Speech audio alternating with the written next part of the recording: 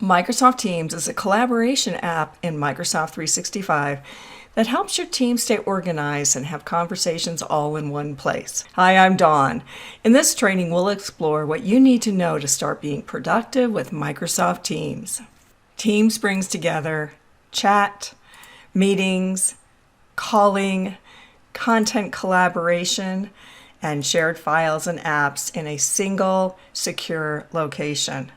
As we continue, we'll look at an overview of the Teams interface, explore Teams and channels, work with chat for informal conversations, learn about scheduling and attending meetings, and also see how you can work with files and apps.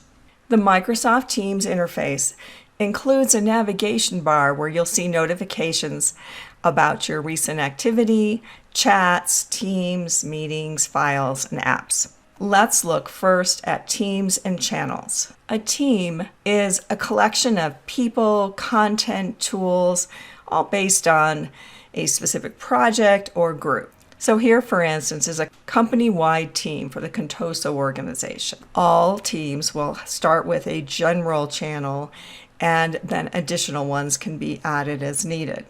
But here we have a team that's more project-based, and unlike the company-wide, not everyone would see this or be involved with this team. Or it might be department-based, such as sales and marketing. Now, as you can see here, teams are made up of channels, and you build those channels by topic, department, projects, smaller work groups, and it could even be for some fun. So channels are really where the real work gets done, where you hold meetings, have team conversations, and share and work on files. You might think of teams as different houses with each channel as rooms in the houses. So let's explore this sales and marketing team in a little bit more detail. And by the way, these teams can be moved up or down in your view so that you can give priority to the ones you want to work with more often. One of the things that will help you in Microsoft Teams is to understand a little bit more about the visual information that we see here. If a channel is in bold, that means that there's been some additional activity since you were last in that channel. Here we see an indicator which is telling us that we've had some @ mentions, that is, some specific mentions to us personally or to that team. The explanation mark indicates that we have a message or conversation that's been flagged as important. If I click on monthly reports, we would see this important message as part of this conversation within this channel. As we continue, I'll show you how to create and manage teams and channels. But for now, let's step back to explore a little bit more about the Teams interface. In the navigation bar, we can see that we have some additional indicators. Activity is showing you everything that's happened on your team and all of your unread messages, replies, mentions, and so on. This number here is simply telling us that this much was missed, or that we've got this much to look at. And then we can follow then this activity to see exactly what happened. And it could be that someone mentioned you or that someone reacted to a post, all of this activity here. So you can make a determination about where you should go next. The nice thing about this activity as well is that there is a filter. So within that, I could type in a specific word that I'm looking for, and notice how that filters down the mentions or the activity, whether or not it's something that I've seen before. Chat is where you can start a conversation with one or more members of your team or organization. This is also where you can make video or audio calls directly from chats. In the calendar, you can view your weekly schedule and easily create new meetings. In calls, if this option is enabled by your organization, you can use this area to call people or sometimes even to capture voicemail. From the files icon, we can then see all the files that have ever been shared by the team. And the apps icon, this gives us the ability to access additional apps that we could run or work with through Teams. The command box at the top of the screen gives us the option to globally search items or people, take quick actions, and launch applications. And then finally, our profile in the upper right-hand corner. This is where you can customize settings, change your status for availability, and have access to other key areas related to you within Teams. So we'll explore some of these options in more detail as we continue our look at Teams. Let's look next at creating and managing teams. In most organizations, everyone can create a team. However, many of the teams you need may already have been created, and so it's a good idea not to have a huge number of teams, which can make it more difficult to bring people together on a common issue. Depending upon your needs, if you have a short-term project, for example, a channel within an existing team might be the best option. But what if you want to join or create a team? We can start this at the bottom where we see this option, join or create a team. Here you see all of the available teams. Teams can be public or private. Public teams in your organization will display automatically. If it's a private team, it's possible that you have received a code to join that, or you may have just been automatically invited to that, and so it would already display in your list of teams. For this, I'll create a team. Next, you have two options. You can build a team from scratch, or you could actually create it from an existing team. That is, it could be a template. If, for instance, you were building a project team, there might already be a structure set up from a previous project you'd worked with. In this case, I'll build a team from scratch. From here, we pick the type of team. Is it private, where people need to be invited to the team or need to request the ability to join that team? It could be public, meaning anyone in your organization can join it. They aren't automatically included, but they would be able to, and they would see that in the search and the ability to join that team. Or is it organization-wide? Everyone in the organization automatically joins it. In this case, I'll make this private, and this is a project team. Once you've added the team name and a useful description, choose Create. Next, we'll add some team members. As you start typing, you'll see any organization members that would match that name or information. It could be a distribution list as well. Now I have my team members. I will add them to this brand new team. For right now, everyone is a member of the team. I'll explain more about roles as we continue, and we'll close. So here I have my new project team. I'll move that up by simply dragging it to make that a little bit more accessible. It can be helpful to know that by default, every team gets a general channel. Now, this is a good one to use for information and announcements that the whole team needs, but for specific issues and topics, you want to create a separate channel. In this general channel, I start a conversation. Now notice as I click into this, that this could just simply be some standard text, but we have some other options as well. Specific formatting, attaching a file, emoji, GIF, stickers, stream, which gives us the ability to work with videos, to record, praise, and there's even more. And this is a flexibility that we have within Microsoft Teams. For now, I'll put in a standard message, but maybe we want to just brighten that up a little bit with an emoji. And we'll go ahead and either hit enter, or you can click the send arrow on the right. Notice as well that the channels will reflect the activity that takes place. The nice thing about Teams conversations is that you can actually edit this message. Now you can only edit your own messages, but that gives us a little bit more flexibility if we forgot to mention something or we have a typo, anything like that. Now, if you hover over the message, one of the things that you might notice here are these reactions. So these are similar to some of the reactions we see in social media platforms. We also have the ... This is something we see throughout the Teams interface. From more options, Notice all of the possible things that you can do here. We could delete this message, we could copy a link to it, and we could edit. And what I want to do is have an @mention. An @mention is handy in a conversation because it's a way to either flag the entire team, the channel, or even individuals.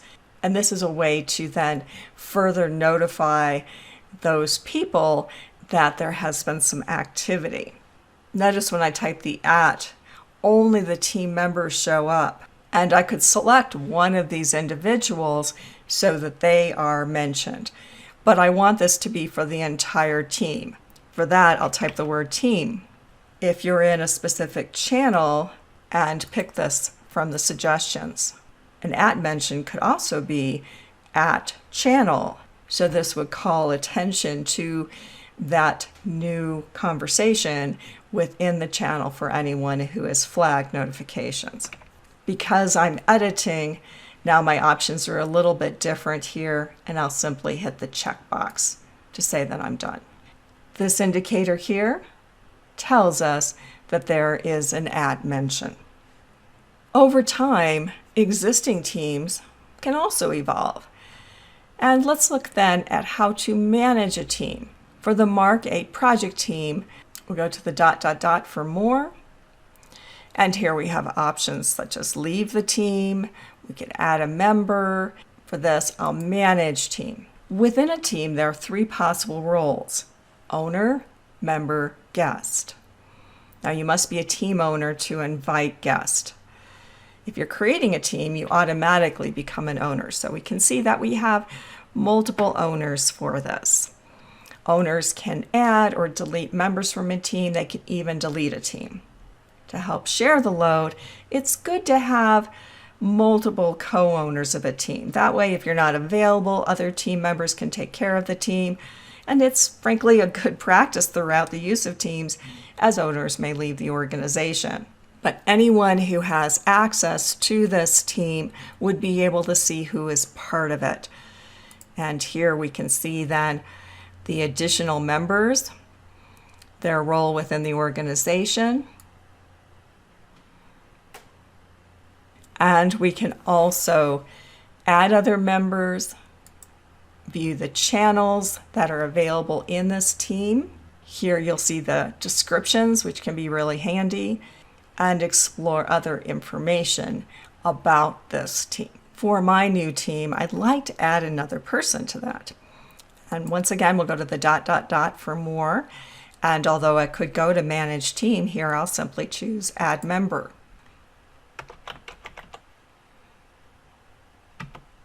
And I'll add Nestor to the list.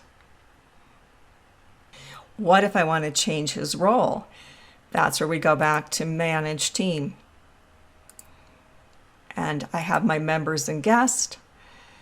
Here is Nestor. Under role, in the drop-down, I will choose owner. But now Nestor and I are both owners of this team. I'll return back to the general channel. And for this, I want to make this an announcement. So Nestor's not only new to the team, but he's also new to the organization. This is where we go to format. And what happens here is that this opens up our compose box. And this gives you more flexibility for formatting, for the size and style of your text, and to create something that's a little bit more robust, such as you would have in word processing or even an email. For this, I want this to be an announcement rather than a conversation. So now I even have more options in terms of how this might look. And further formatting is available over into the right-hand side, where I could choose a background image or even change the color scheme here. I'll send this now, and it will display within the general channel. As a team evolves, you'll likely want to add other channels for specific work. That is, not everyone in the team may be involved in more focused projects, and it helps to keep things organized as most people are part of multiple teams. To create a channel, I'll go once again to the ... add channel. Any of the team members can do this.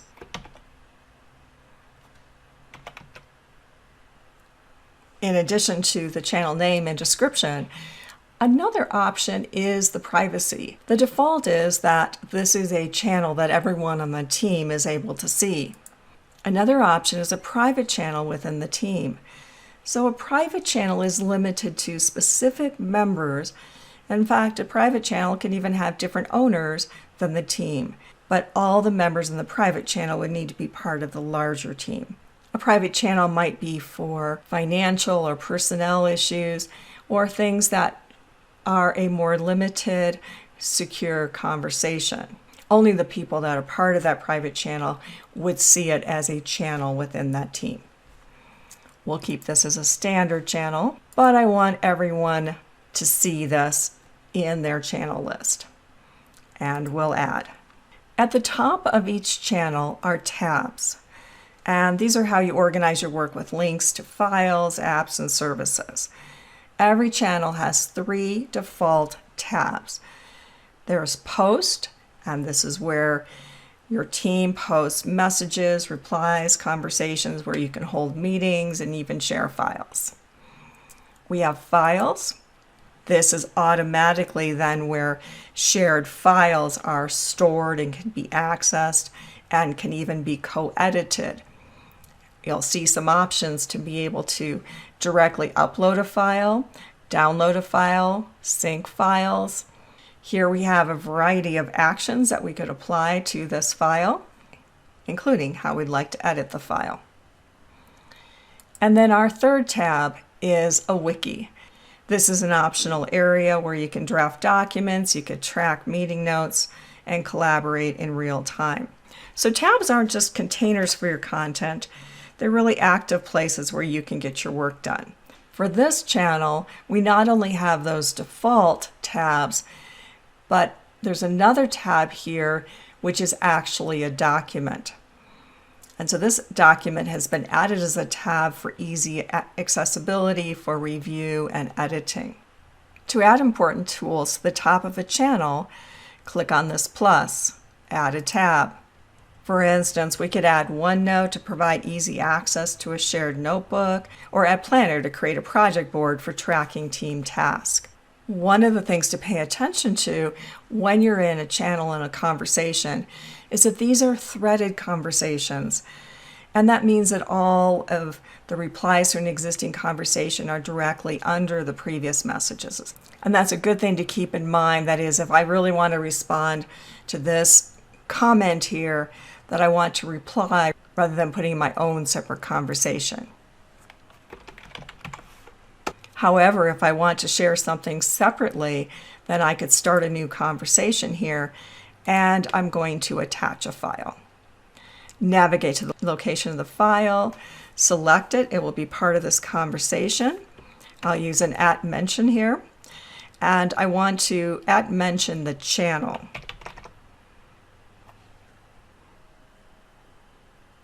And I'll send that. As we saw earlier, by hovering over an existing message, this is also where we have access to different options for it, including reactions, and those will show up then for that message. As this isn't my message, I can't edit it, but I could mark it or save it, bookmark it. That is a way to save things that are more important or that you want to reference later. Next, let's explore the other collaboration tools of Teams in more detail. Do you want to talk privately with a person or a group? That's where you use chat. This is the more traditional chat that is typically one-on-one. It doesn't have to take place in a team or a channel. I want to start a new chat here, and I could either use the keyboard shortcut Control-N or just simply click on that pencil. And I want this message to go to Alan. I'll hit enter to send that. Notice I have other options. I could have started this as a video call, an audio call if that's supported in your organization. I could start screen sharing. Could add people to this. Or I could even pop out chat, which is a great feature when you might be working on other tasks in Teams or other projects on your computer. If I have Teams minimized, or I'm working on another project, I'll see this notification that Alan has responded to my chat. And now I have an update for that. And depending upon how formal or informal my organization is, then we might add a GIF or something else fun to response.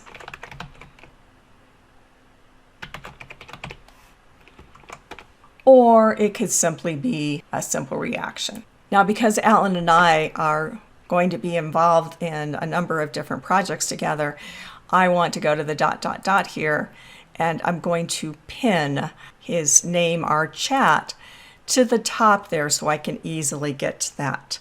In Calendar, you can see everything you've got lined up for the day, the week, or the work week. This is easy to change in the upper right-hand corner, where we can select that we might want to see the entire week or focus just on the work week. This is also where we can schedule a meeting, because your meetings list stays in sync with your Outlook calendar, so you always know what's going on. So if I want to schedule a new meeting, I'll simply choose that option here. I'll add a few people to this meeting. You could also invite other people who are outside the organization. So the meeting doesn't require that they have Teams as they access the meeting through their browser. But this is an internal meeting for our design project. And when do I want to schedule that? I'd like to schedule that next Tuesday. And it might be a little hard for me to know about availability, so this is where I could go to the scheduling assistant to see when we might be able to do that. And it looks like a lunch hour might be really helpful for us on that. So go ahead and select this, and we'll go back to the details. If we want, the meeting could take place in a specific channel, and I'll do that in the design channel of this project. This also means that everyone would get a notification for that meeting in the channel. And I'll send this. That meeting not only shows up here in Teams, but it also syncs with my Outlook calendar. Another option in Calendar is Meet Now. This can be for a more impromptu meeting. This is also available for us in our Teams and specifically within a channel. So here we have that Meet Now option, as well as the choice to schedule a meeting. Either way, this takes us to the same place where we can then start a quick meeting. I can put in a title here, decide whether or not I want to turn on video, and choose Meet Now. So now I have the option to invite other people to that meeting. As with other Teams meetings, here we have a meetings toolbar where additional actions are available to us. Let's wrap up this tour of Microsoft Teams by looking at the command box. So wherever you are in Teams, the command box is always there at the top of the screen to help you search, take actions, launch applications. For instance, to search for a message or a person or a channel or even a file, just type what you're looking for here in the box. One suggestion is simply the sales and marketing team, or I could hit enter to see what other matches there might be. And then this would take me directly to those conversations. Another way to leverage the command box is through slash commands. And you can either type in a slash at the top here, and here we have quick access to some common actions. Even faster or easier, because we don't have to navigate up to the command box, is Control and the slash. From here, we see a list of descriptions where you can access specific content, get help, or even change your status. Pick the one you want or just type it. So for instance, we have help, keyboard shortcuts, what's new, and access to files. And that's our look at getting started and saving time and effort with Microsoft Teams. Thanks for watching.